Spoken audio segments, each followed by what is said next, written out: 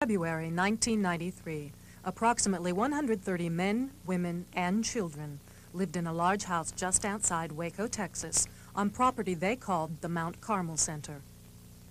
The leader of this group was 33-year-old Vernon Howell, who later changed his name to David Koresh. David believed he had been asked by God to deliver the message of the book of Revelations in the Bible to the world. Rachel, David's wife, and their 3 children also lived at Mount Carmel. The Mount Carmel property was established as a religious retreat by its founders in 1935. Followers came to be known as Branch Davidians. In 60 years, there had been only one incident in an otherwise unblemished record of the Branch Davidians' peaceful existence with their neighbors. Former leader George Roden's wife gave leadership of the group to Koresh. Roden then unearthed a dead woman in her coffin and challenged Koresh to see who could raise the dead woman. Koresh called the police, who said they needed evidence. Koresh and several followers went to the ranch to take pictures of the coffin, and Roden opened fire. Roden was shot in the finger. Koresh and 7 others were arrested. All were later acquitted. Former leader George Roden also accused David Koresh of getting his 75-year-old mother pregnant. He raped my mother. In response, David replied, "If I took a 70-year-old woman and got her pregnant, you better watch out. I'm God." This statement, obviously said sarcastically, was repeated out of context over and over in the news media and by the FBI in the next weeks to portray David Koresh as having claimed he was God.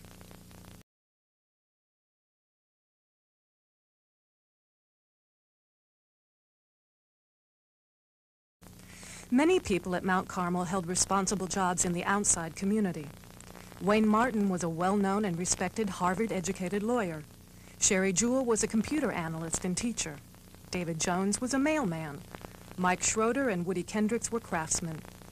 Church services were no different than what you'd expect at any church service. His tongue is the pen of a ready writer. So how's God going to talk to me in the latter days?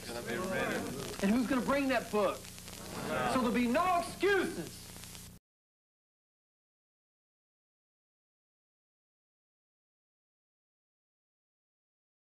The Branch Davidians were well liked by many of their neighbors.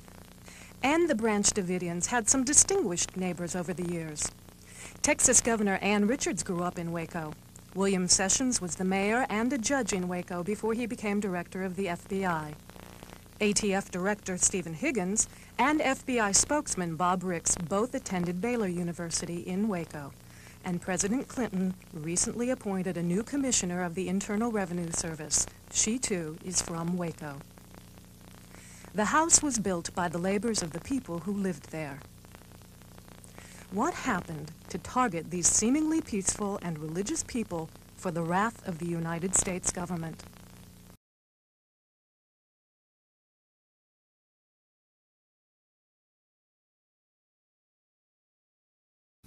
Around 1987, Mark Breaux, a self-proclaimed prophet from Honolulu, Hawaii, joined the Branch Davidians at Mount Carmel.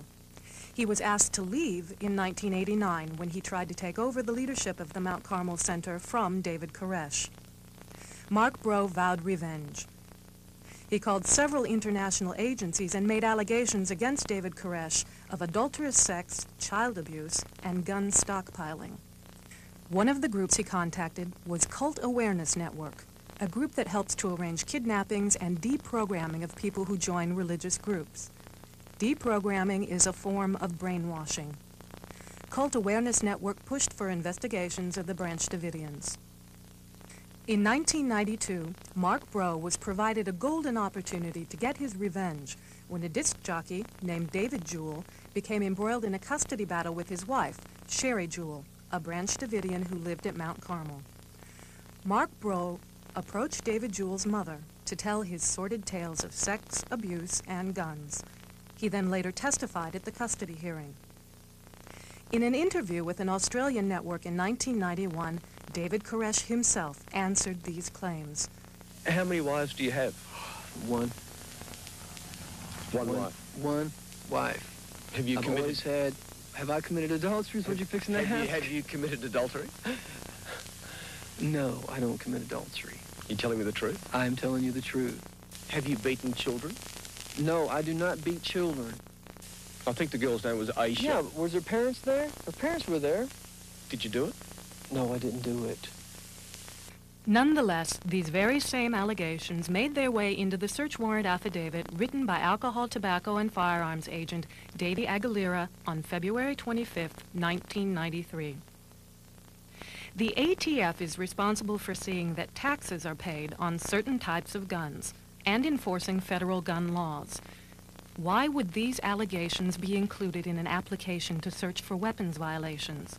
The ATF has no authority to investigate child abuse or polygamy. And these allegations were investigated by the Texas Welfare Department and the McLennan County Sheriff's Department in 1991 and 1992 and were found to be baseless. Parts of the search warrant affidavit by Agent Aguilera were false. Here, Agent Aguilera refers to Shotgun News, a national newspaper with a circulation of 150,000 that is sold at newsstands all over the country. He calls it a clandestine newspaper. The affidavit describes how an undercover agent had observed the upper and lower receivers of disassembled AK-47s. The AK-47 has a one-piece receiver. There are no separate upper and lower receivers on an AK-47. Obviously, Agent Aguilera didn't have a clue, and Magistrate Green failed to notice. Agent Aguilera also stated that a neighbor heard machine gun fire, but he didn't state that the McLennan County Sheriff had already investigated this claim and found that David Koresh had a legal device called a Hellfire trigger that merely sounds like a machine gun, but is perfectly legal. Machine gun fire in itself is not evidence of illegal activity. It is legal to own a machine gun if the owner pays a $200 tax on the gun. But there was no evidence the Branch Davidians owned any machine gun at all. So, bottom line, the raid on February 28, 1993 was launched because the ATF merely suspected that the Branch Davidians might have a machine gun that they had failed to pay a $200 tax on. Branch Davidian Paul Fatta, who was responsible for many gun purchases, states categorically, "There is no 50 caliber machine gun out there. There is a 50 caliber gun that's a semi-automatic that was bought perfectly legal." Aguilera also failed to mention that in July 1992, the ATF had inspected Hewitt Arms, a gun and gun parts store in Waco, where the Branch Davidians had purchased 225 guns. Henry McMahon, the former owner of Hewitt Arms, told Pete Zaralis of the Mobile Press that when the ATF agents visited Hewitt Arms in July 1992, "I called David and told him the agents have a problem with you buying so many guns. He said, tell them to come on out." The ATF agents declined this offer. Magistrate Dennis Green, the only U.S. magistrate in Waco, and himself a former U.S. attorney, issued the search warrant for the Mount Carmel property. An article in the August 30th, 1992 Waco Tribune-Herald revealed that the small town of Waco had an extraordinarily high rate of federal gun prosecutions compared to the rest of the nation, under the direction of Bill Johnstone, the U.S. attorney in Waco. This high rate of prosecutions in Waco for gun law violations may well come from the ATF's and Magistrate Green's ignorance of federal gun laws. Although Agent Aguilera claims in the affidavit to be experienced and to know about federal firearms laws, he confuses the meanings of the words machine gun, destructive device, explosive, and explosive device, all of which have different, specific meanings in the federal law books. Magistrate Dennis Green failed to notice. Nonetheless, reporters at the Waco Tribune-Herald began a scandalous series of articles about the Branch Davidians the day before the ATF raid. The reporters claimed to have interviewed former cult members. The allegations sounded amazingly like the allegations of Mark Breaux and the Cult Awareness Network members. This diagram depicts the house at Mount Carmel as it appeared on the day of the raid by ATF on February 28, 1993. In press accounts, the ATF claimed that the raid was moved up a day after the ATF learned that the Waco Herald Tribune had started its series the day before. This was the first of many outright lies. The warrant would expire if it was not served by February 28th, and the raid took place on February 28th. What you are about to see is the first film footage of the initial raid as it was provided to all the network television feeds. This film was heavily edited by someone before it was distributed across the networks. It contains obvious glitches where film has been cut out, but even this editing wasn't enough to remove the truth. We'll show these next 3 scenes 3 times. Watch closely. In the opening scene, agents are in position behind cars, shooting at the front of the house, as 2 teams of 4 agents climb ladders on the side of the house to the roof.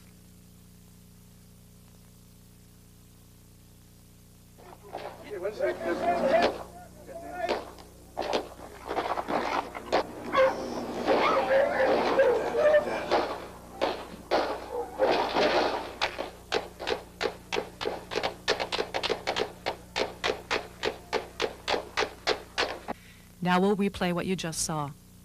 Notice that there are no bullets hitting the ground or cars around any of these ATF agents. The 3 dark dots low on the horizon are helicopters. The sound of automatic weapons is coming from the M16 and MP5 machine guns used by the ATF agents.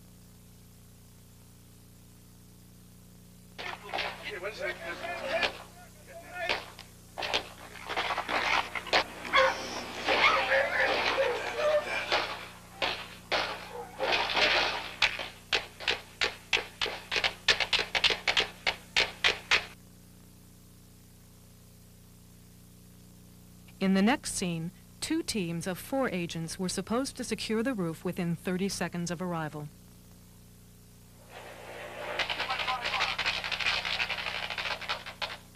Notice that no one is shooting at these agents as they climb the ladders. Several of these agents are carrying fully automatic rifles.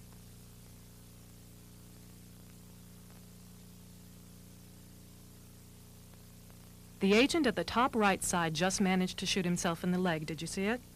We'll watch that again. The 9mm pistols carried by the ATF have no safety protection on them.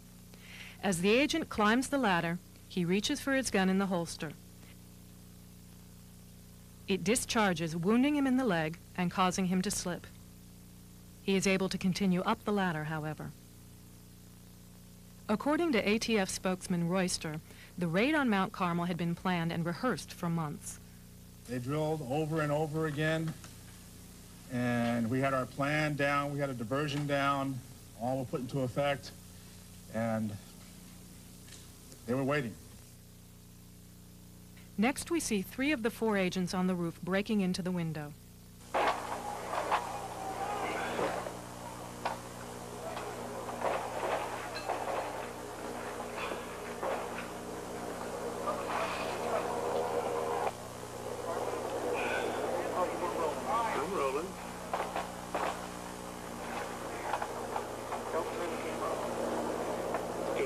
Give me another tape then.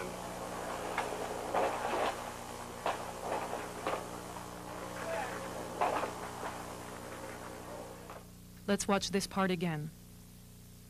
No one is shooting at these agents. The shooting you were hearing is from the agents on the ground in front of the house. Notice that the agent is carrying 2 types of grenades on his belt. He also is carrying a smoke grenade. Both agents at the window toss in what appear to be smoke grenades.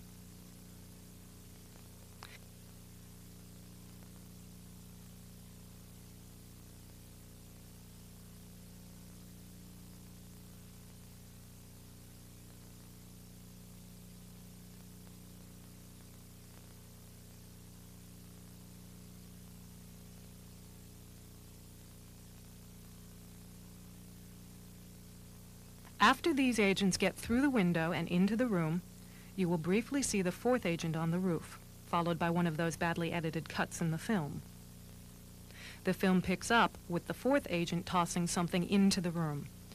It makes no sense for him to be throwing anything at all into a room where the 3 ATF agents have just gone, unless he intends to injure his own men. He also fires a machine gun into the room, twice, without looking. We'll watch it at normal speed, then slow it down. Now,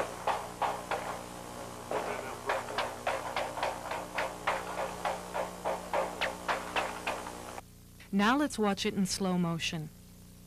Here he tosses something and withdraws his hand from the window. Next, without looking, he fires a burst from his machine gun into the room.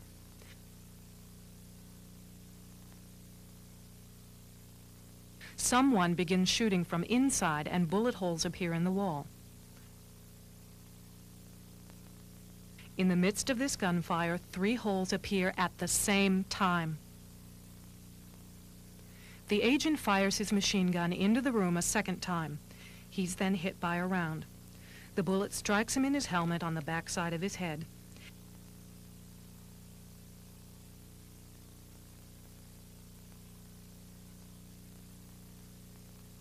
He falls to the roof and grabs his head. This agent is not hurt, and he later makes it safely down the ladder.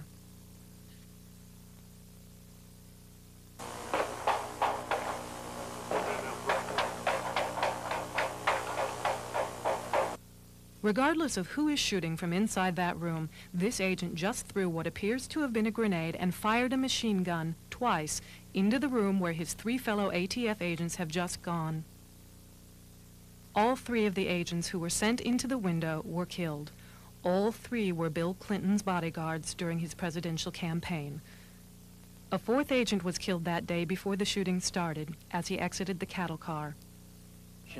We're extremely proud of what happened out there, how our agents conducted themselves under some unbelievable circumstances. They did a fantastic job. David Koresh says, They fired on us first, but like I say, they were scared. They had it planned for months, so I don't think there's really anything they did wrong. Like I said, they had bigger guns than we did. Notice the MP5 and M16 machine guns and knife sheaths on these ATF agents who claim to have been outgunned. On the day of the raid, 29-year-old Mike Schroeder, a Branch Davidian, had left the Mount Carmel Center that morning to go to work in town. He learned about the raid on the radio. His wife, Kathy Schroeder, and their 4-year-old son were inside the Mount Carmel Center. Mike, along with Woody Kendricks and Norman Allison, attempted to go home. Mike was shot 7 times, once through his eye, another through the heart, and 5 times in the back as he attempted to climb over the fence. Norman Allison was captured immediately. He told the ATF that Mike Schroeder had been killed. The official lie, released to the news media, claimed that the men started a shootout as they tried to leave Mount Carmel. The story appeared on March 1st in the Associated Press and in the Waco Herald Tribune on March 2nd. But even this March 1st story reported that one of the 3 men was killed. Documents filed in Norman Allison's indictment also plainly show that the government knew the men were trying to get into the Mount Carmel Center, not shooting their way out. These documents also prove that the government knew on February 28, 1993, that Mike Schroeder had been shot. Yet Mike's body was left hanging on a fence for days. His family wasn't notified of his death until 5 days later. On the 5th day, Mike Schroeder's body, chewed by wild dogs and birds, was picked up on a grappling hook from a helicopter and transported like a side of beef on a meat hook. His mother was in Waco, and she was finally notified of his death by telephone. His wife inside Mount Carmel was never notified of his death by the FBI. Peter Gent's body was left atop a water tower. It fell apart and dropped to the ground when the feds attempted to lift it with a grappling hook. The Branch Davidians buried what remained of his body. 2 of the ATF's own agents sum up the ATF mentality pretty well. And the thing that I find totally abhorrent and disgusting is these higher level people took that same oath, and they violate the basic principles and tenets of the Constitution and the laws and simple ethics and morality. That's what disgusts me. In my career with ATF, the people that I put in jail have more honor than the top administration in this organization. I know it's a sad commentary, but that's my experience with ATF. On the 4th day, Jeff Jamar of the FBI is brought in to be in charge of the operation, replacing the ATF. From this point on, All news people will be kept 3 miles away from the Mount Carmel Center. ATF agents armed with machine guns and state troopers are posted at roadblocks to keep citizens 5 miles from the Mount Carmel Center. The only news that anyone in the United States will receive will be the official version told by Agent Bob Ricks of the FBI. It is illegal to use military troops against United States citizens under the Posse Comitatus Act, 18, United States Code 1385, but the FBI brings in tanks from nearby Fort Hood, a U.S. Army installation, to surround the house.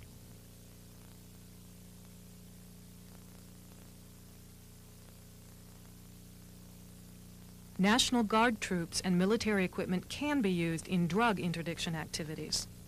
Even though there was never any question of drug activity at Mount Carmel, as a ploy to avoid criminal penalties imposed by the Posse Comitatus Act, the ATF claims there is a suspected methamphetamine lab. Yet even after Texas Governor Ann Richards becomes aware that she was deceived by the ATF into consenting to the use of the tanks, she does not order the tanks off the property. From now on, the Branch Davidians will have no contact with the outside world. The FBI orders all the utilities, lights, phone, water, gas, and plumbing to the house to be disconnected. A telephone wired directly to the FBI is put in place. The FBI sets up a steady stream of torture directed at the Branch Davidians, which included many small children inside the house. Bright stadium lights keep the house lit up 24 hours a day, as a loudspeaker blares sounds of rabbits being slaughtered, Tibetan monk chants, and Nancy Sinatra's song, "These Boots Are Made for Walkin'." One refrain of that song says, "I just found me a brand new box of matches, yeah, and if you play with fire, you know you're gonna get burned." Whenever a Branch Davidian falls into disfavor with the FBI, the tanks are used to crush the person's car, or, in the case of the children, their go-karts as punishment. On March 27th, the London Times runs an article describing the equipment used by the FBI. The British Strategic Air Services sends a specially equipped plane to take thermal images of the insides of the house, allowing the FBI to see everyone who is inside by the heat reflected from their bodies. The FBI inserts fiber optic cameras into the walls of the house and into air vents. The fiber optic cameras are attached to transmitters that then broadcast the signal to the FBI receiver. The FBI can now see and hear everyone inside the house at all times. On April 19, 1993, the entire country saw live coverage of the fire at Mount Carmel. We were told that the FBI had decided to punch holes to insert a non-flammable CS gas to urge the mothers and children to come out. We were told this was done out of concern for the children. Shown here are some training scenes of the impact of CS gas on grown men.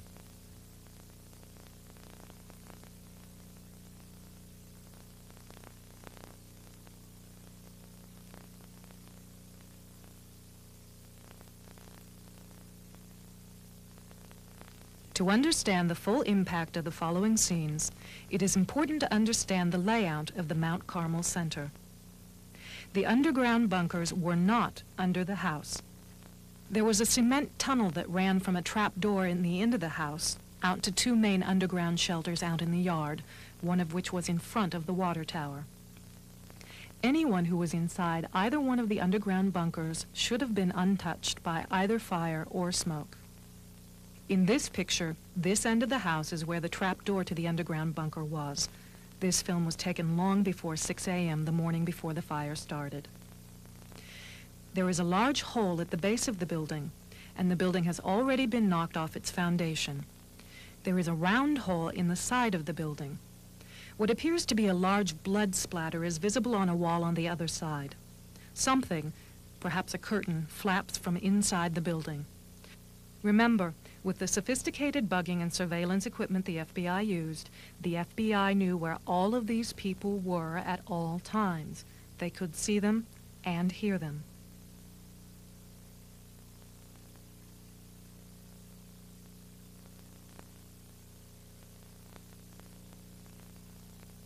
The underground bunker is in front of the water tower shown here before 6 a.m.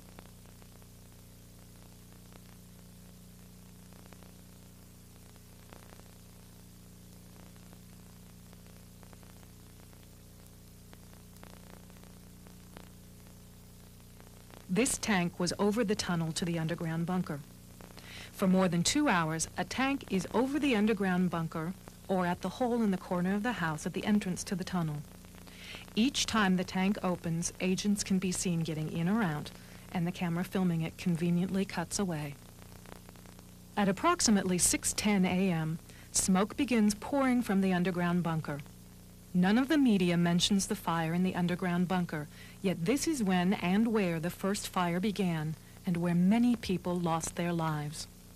The official version of when things began starts here around 6 that morning. There is a flag propped against the door. The flag is not black, and it is not wedged in the door as the media reported. It is a red and blue flag.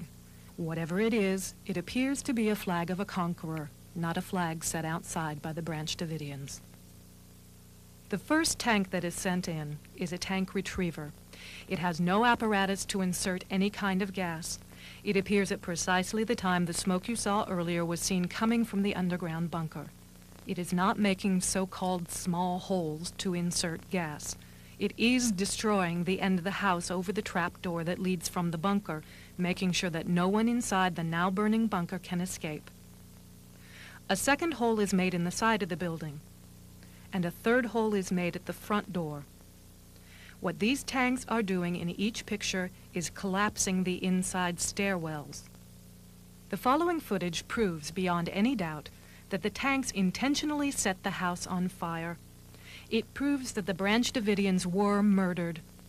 Watch carefully as the tank backs out of the house. You can see that this tank has a gas jet on the front that shoots fire. You can also see the fire quite plainly. The tank goes into the house twice, and each time as it backs out, the fire at the gas jets is plainly visible. In the scenes that were shown throughout the country as the location where the fire supposedly started, smoke comes out a second-story window. As flames erupt from the second-story window, watch as a tank appears around the corner. There is an agent on this tank, as if he had just leapt down onto the top of the tank. It is difficult to see the details on a television because the quality is poor, but in the studio, he can be seen removing a fireproof-type hood. Another man is seen on the roof. The FBI claims that this man is a Branch Davidian. However, watch as he jumps from the roof and walks away. The tape quality again is poor when it broadcasts on a television set, but in the studio, while he is on the roof, he appears to take off a jacket. He jumps and lands on his feet. He very calmly walks away.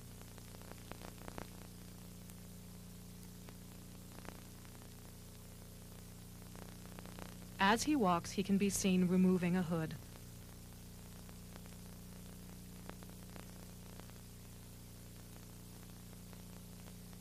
He also appears to be carrying a rifle in his right hand. As the fire burns, helicopters circle over the center with men pointing guns out of the open doorways. Before, during, and after the fire, none of the agents involved are at all concerned that there could be explosions or bullets in the house. In these next scenes, you can plainly see agents walking in and out near the fire.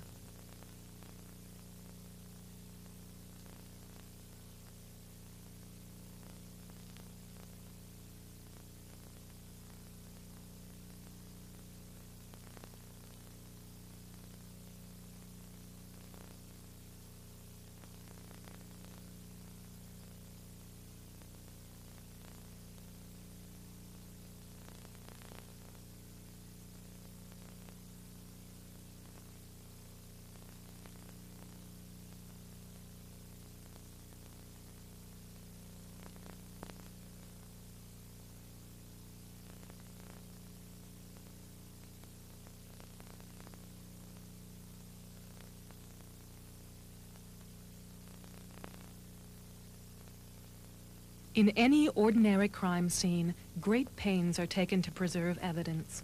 Here, tanks methodically push what remains of the house and evidence into the fire. The fire takes less than an hour to burn down the entire center.